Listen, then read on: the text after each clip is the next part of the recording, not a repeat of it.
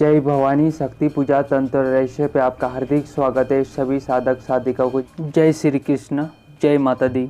आज हम आपके लिए जानकारी लेके आए पुत्रदा एकादशी सावन माह में कब मनाई जाएगी, इसका पूजन का जो शुभ मुहूर्त, पारायण का जो शुभ मुहूर्त और एकादशी की तिथि कब से कब तक रहेगी, कब प्रारंभ होगी, कब समापन होगा, एकादशी की पूजन कैसे कर सकते हो, अगर इसका व्रत किया जाता है तो कौन से नियम का पालन करना जरूरी होता है कि आपके व्रत का फल आपको पूर्णतः प्राप्त हो। इसकी संपूर्ण जानकारी इस वीडियो में आपको प्राप्त होगी। पुत्रदा एकादशी को संतान दा एकादशी के नाम से भी जाना जाता है। इस एकादशी का व्रत किया जाता है संतान संबंधित जो भी प्रॉब्लम है आपके जीवन में उसके निवारण के लिए। इस एकादशी का व्रत संतान प्राप्ति के लिए किया जाता है। संतान से संबंधित जो भी समस्या आ रही है आपके जीवन में उसकी निवारण के लिए इस व्रत को किया जाता है। कहने का मतलब यह है कि संतान से संबंधित या संतान न हो पाना, संतान है उससे संबंधित कोई कष्ट है तो उनके निवारण के लिए इस एकादशी का व्रत किया जाता है। पुत्रदा एकादशी का व्रत साल में 2 बार आता है। एक आता है पौष के महीने में और एक आता है सावन के महीने में। ऐसे साल में 2 बार आता है। व्रतों में सर्वाधिक महत्वपूर्ण व्रत एकादशी के व्रत को माना जाता है। एकादशी का व्रत अगर नियमित करते हो आप लोग, आपकी मन की जो चंचलता समाप्त होती है, धन और आरोग्य की प्राप्ति होती है इस व्रत को जो भी करता है। तो एकादशी का व्रत सभी मनोरथ को पूर्ण करने के लिए किया जाता है और मोक्ष की प्राप्ति भी होती है। सावन मास में आने वाली एकादशी का व्रत जो पुत्रदा एकादशी का व्रत जो भी दंपत्ति विधि विधान के अनुसार करता है तो उनकी जो भी कामना से करता है वो इच्छा मनोकामना उनकी पूर्ण होती है। एकादशी के दिन भगवान विष्णु नारायण की पूजा आराधना की जाती है। जो भी पुत्रदा एकादशी का व्रत करता है उसे वाजपेयी यज्ञ के बराबर फल की प्राप्ति होती है। श्रावण मास में आने वाली एकादशी बहुत ही फलदायिनी होती है। जो भी कामना के साथ आप इस व्रत को करोगे वो इच्छा कामना आपकी पूर्ण होती है। आपको बता देते हैं इसका शुभ मुहूर्त। सावन में आने वाली पुत्रदा एकादशी का व्रत 18 अगस्त 2021 दिन बुधवार को मनाया जाएगा। एकादशी की तिथि प्रारंभ होगी 18 अगस्त दिन बुधवार को 3:20 पे। एकादशी तिथि समाप्त होगी 19 अगस्त दिन गुरुवार को 1:05 पे। व्रत का पारायण करने का समय नोट कर लीजिए। 19 अगस्त दिन गुरुवार को 6:32 से 7:55 पे। इस समय पे व्रत का पारायण किया जाएगा। जो आपने व्रत किया उसको छोड़ा जाएगा। मतलब इस व्रत को करने के क्या नियम है ये जान लीजिए। इस व्रत को 2 तरीके से रखा जाता है, एक निर्जला और एक फलाहारी। जो निर्जल उपास नहीं रख सकते तो वो लोग सिर्फ फल और जल पी के भी व्रत को रख सकते हैं। अगर आप लोगों को संतान प्राप्ति नहीं हो पा रही हो या कोई रुकावट आती हो तो ऐसे लोगों ने पति और पत्नी ने दोनों व्रत करना चाहिए संतान की प्राप्ति के लिए।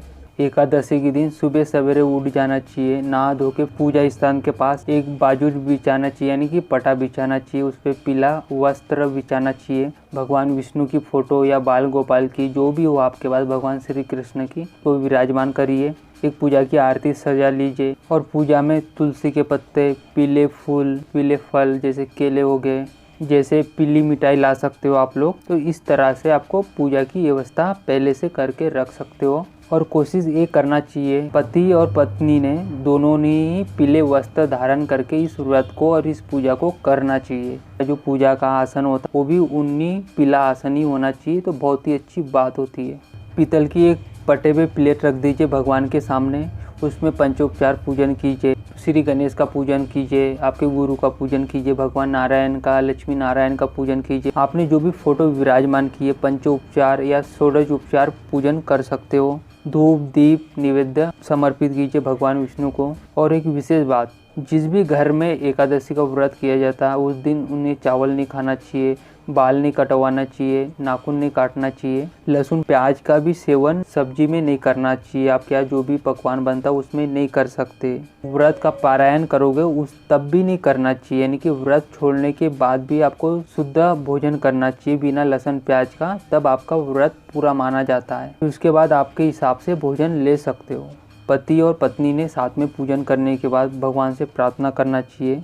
आपकी जो भी परेशानी है, आप लोगों को संतान ना हो पाना वो प्रॉब्लम है, तो उसके निमित्त प्रार्थना कीजिए कि अगर आपके यहाँ संतान ना हो पा रही तो तब भी इस व्रत को किया जाता है। और संतान है उसके बाद अगर उनको कोई परेशानी है उनके लाइफ में तो उस निमित्त भी इस व्रत को किया जाता है। जैसा कि हमने बताया कि आपको पंचोपचार पूजन करना है, भगवान विष्णु को केले का भोग लगाना है, पीली मिठाई का भोग लगाना है, या तो पंचामृत का भी भोग लगाना चाहिए। तो पंचामृत भी समर्पित करना चाहिए पूजन के दौरान।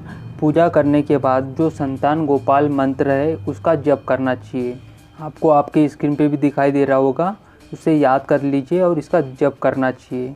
मंत्र का जप कर सकते हो तुलसी की माला से या तो चंदन की माला से। ओम क्लीम देवकी सुद गोविंद वासुदेव जगतपते देहि में तनयम कृष्ण त्वाहा महम शरणम गता। इस मंत्र का जप करना चाहिए पूजन के बाद। ये संतान गोपाल मंत्र है, संतान प्राप्ति के लिए किया जाता है। किसी को गर्भपात की समस्या है यानी कि मिसकैरेज हो जाना बार बार, अगर आप लोगों को ऐसी समस्या है तो इस मंत्र का जप ऐसे लोगों ने करना चाहिए जो हम आपको बता रहे। आप लोगों को स्क्रीन पे भी दिखाई दे रहा होगा। ओम क्लीम कृष्णाय नमः। हमने 2 मंत्र आप लोगों को बताए। पहला मंत्र जिनको संतान ना हो पा रही हो तो वो लोग जप कर सकते हैं चंदन की माला से या तो तुलसी की माला से। और जो दूसरा मंत्र बताया जिसका गर्भपात बार बार हो जाता, मिसकैरेज हो जाता बार बार, तो उन लोगों को, ऐसे लोगों को जो दूसरा मंत्र बताया उसको जप करना चाहिए। इस मंत्र का भी जप आप तुलसी या चंदन की माला से कर सकते हो। लेकिन एक बात याद रखिए, आप अगर एकादशी का व्रत करते हो तो आपके घर में भी किसी ने जैसे नाखून काटना, बाल काटना या उस दिन चावल बनना और लहसुन प्याज डाल के भोजन बनना नहीं होना चाहिए। घर के जो सदस्य है उन लोगों ने भी नहीं खाना चाहिए इस दिन। और जो व्रती है यानी कि जो पति पत्नी ने जो व्रत किया, जब आप व्रत का पारायण करोगे, व्रत छोड़ोगे, जब भोजन करोगे तो उस समय के भी भोजन में लहसुन प्याज डला वाला नहीं होना चाहिए।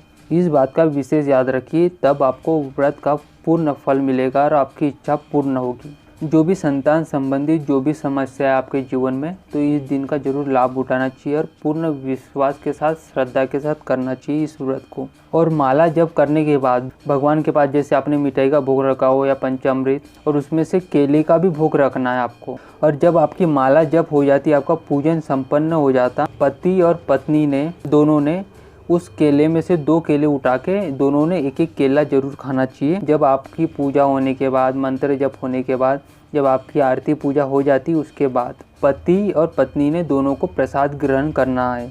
इस बात का याद रखिए। जो भी पुत्रदा एकादशी से संबंधित जो जानकारी थी वो आपको पूर्ण हमने जानकारी बता दी है। ऐसी धर्म संबंधित जानकारी के लिए, व्रत त्योहारों की जानकारी के लिए, रहस्यमय जानकारी के लिए हमारे चैनल को सब्सक्राइब करके बेल आइकन को प्रेस कीजिए ताकि ऐसी रहस्यमय वीडियो की नोटिफिकेशन आपको समय समय पे प्राप्त हो सके। वीडियो पसंद आती तो लाइक कीजिए, शेयर कीजिए। जय श्री कृष्ण, जय भवानी।